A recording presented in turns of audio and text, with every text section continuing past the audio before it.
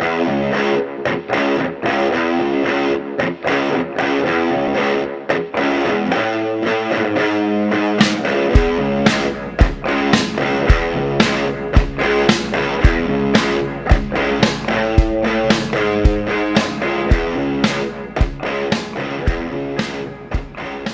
guys, welcome along to this little test video I'm doing on my way home from work. I got a Cena SMH10R Bluetooth headset to go with my helmet and I'm testing this out. My video last week was a little bit half-assed with regards to a review on this bike, so I'll probably talk about it a little bit on the way home.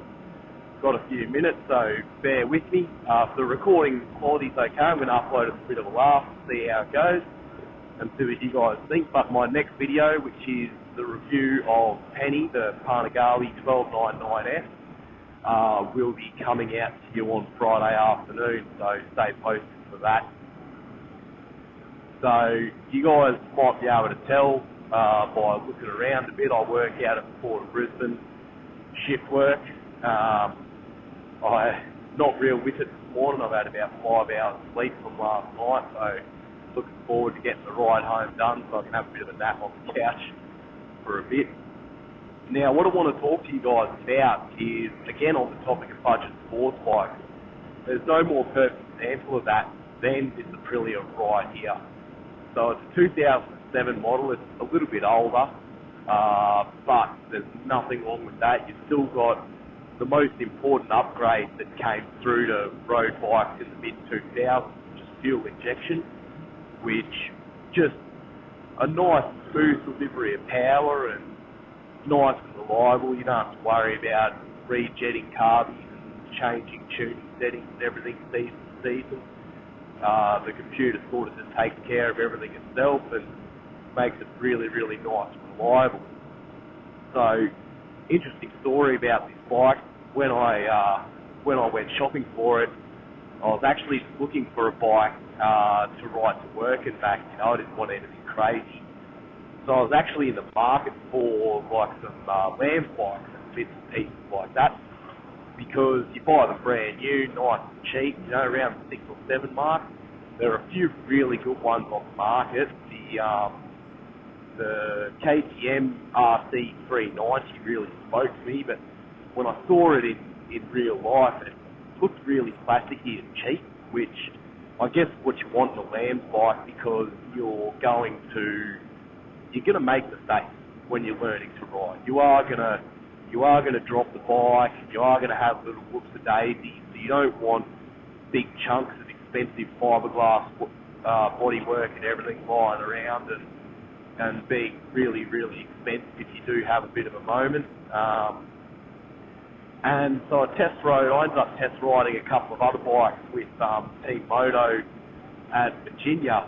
Met Christian Salesman, who's really, really top bloke, so make sure you go down there and say good day if you're in the market. He's really helpful, knows his stuff. But I took a 2008 SV650 for a test ride, and I took a Honda VFR 800 for a test ride, and both really, really good bikes. The SV650 I found had a little bit of a fueling issue, I think it was. It just sort of seemed to, when you're riding along and you go back down through the gears and come down from highway speed to a stop, the engine is sort of snuffed out. And when you're riding around the sort of areas that I am, the last thing you want to be is a sitting target in the middle of the road with a stalled bike trying to get it started because it's drowned itself out. It's not ideal at all. It was a safety issue as far as I'm concerned. The VFR was a magnificent bike. The VFR 800, if you want something a bit sport toury and a bit upright sitting and all the rest of it, nice and comfy. V4 engine, plenty of go with VTEC as well. Thank you, Honda, for VTEC, by the way.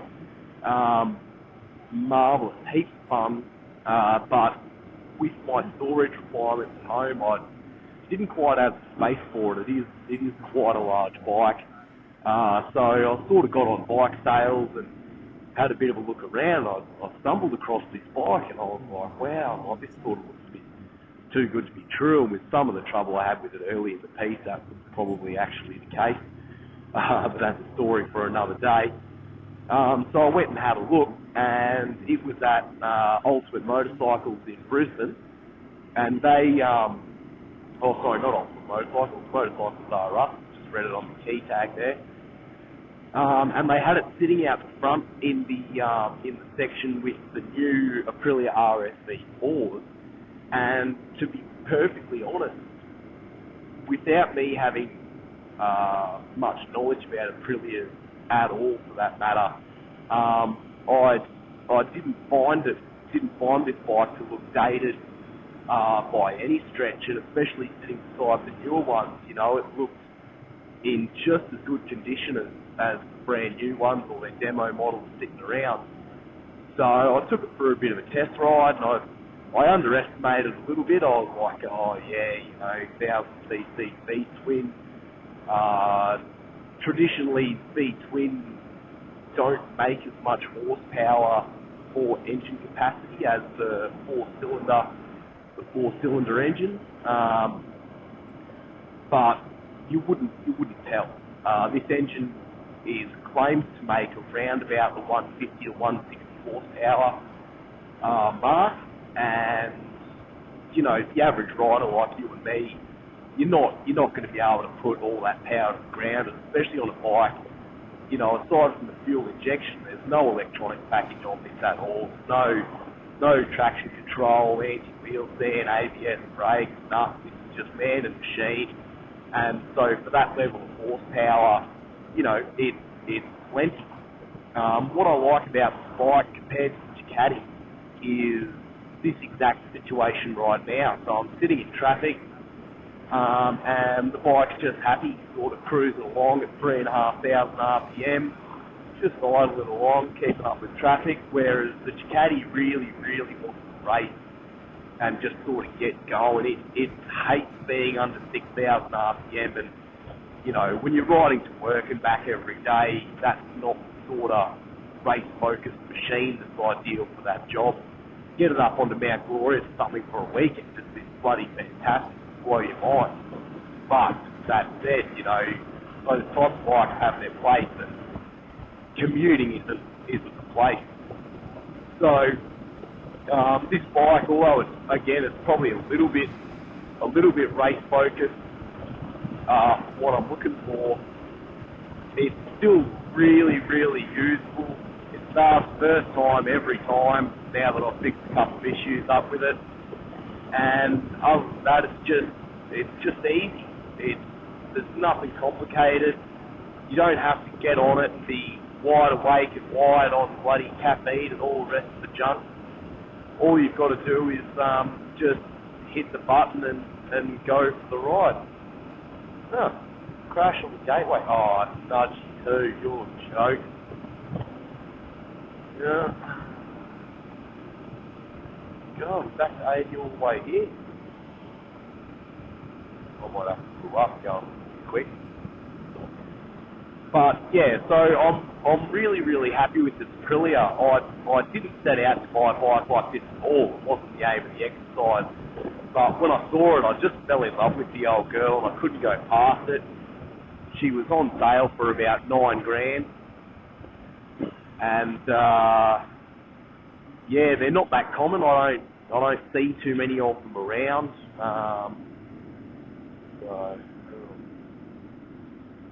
Voice isn't much good.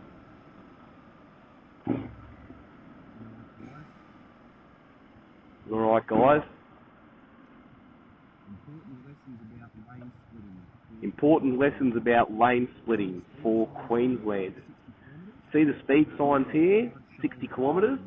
That means the hard shoulder is a no-go. I'm well within my rights to split between the cars here, which I'm a little hesitant about because of the high number of trucks. It does make space a little bit tight, and I can do that up to 30 k's an hour. But when it comes to the actual hard shoulders are out on speed limits where the road is under 90 kilometres an hour. Yeah, that's a bit tight for my liking. There's a bloke behind me who might like to hit the gap, but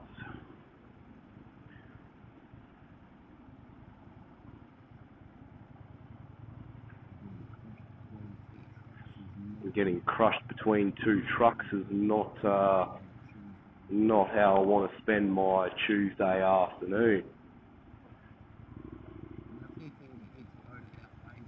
And that's an important thing to note about lane splitting as well, guys. It's open to experienced riders. You have to be holding your open class license. You can't do it on a provisional or on a learner's permit. And also, only do it when you're comfortable. It's not required.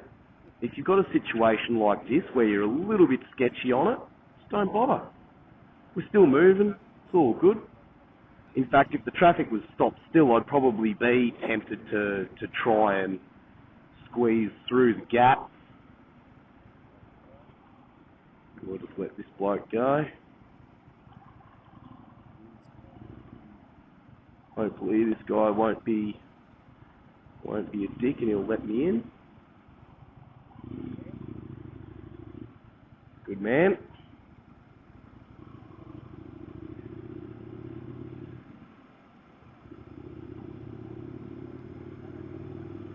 I hope everyone's okay anyway.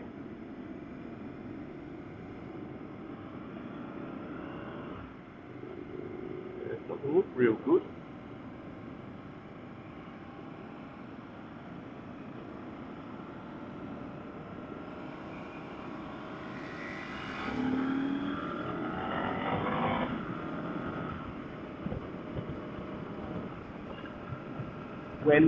When accidents occur along this road, this is the Port of Brisbane motorway, they more often than not end up fairly catastrophic because of the amount of heavy traffic around. Unfortunately, truck drivers, God bless them, but when something happens, they're hard bits of gear to pull up in a hurry, and that's no fault of the drivers themselves, but it's just something you have to be aware of when you do spend time around such heavy traffic.